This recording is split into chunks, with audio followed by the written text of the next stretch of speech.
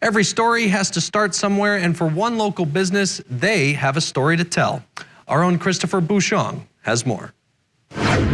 Here at Jenny's House of Dogs in Antigo, they offer many services from grooming to dog training. So I stopped by to talk to the woman behind it all to hear her story. Good girl, come here.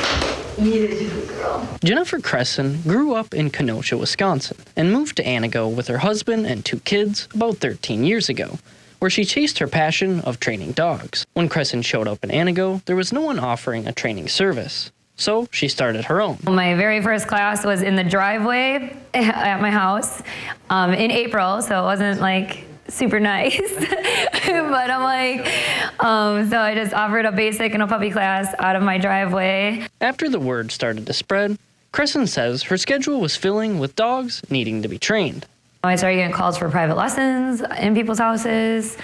And that's really what started Jenny's House of Dogs. And then I was doing a little grooming out of the house, not anything significant, but just a couple dogs here and there. 2 years after working out of her house, she purchased a grooming business in Antigo called the Classy Canine, changing the name to Jenny's House of Dogs. Then I added the doggy daycare because at that time there was no doggy daycare in town. I know there is 2 now, but at that time there wasn't one.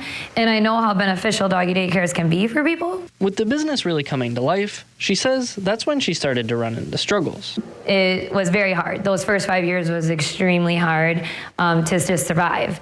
You have employees, you have so many expenses that I think a lot of people don't really understand when you're a small business owner. But Kressin's business kept expanding. A few years ago, she moved again, this time to an old bar and grill restaurant that she repurposed into the Jenny's House of Dogs we know today. By all means, I shouldn't have made it.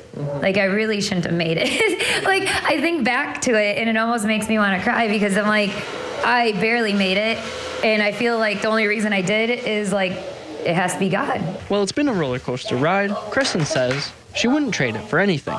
Reporting in Antigo, Christopher Bouchon, Newswatch 12. All right, thanks, Christopher.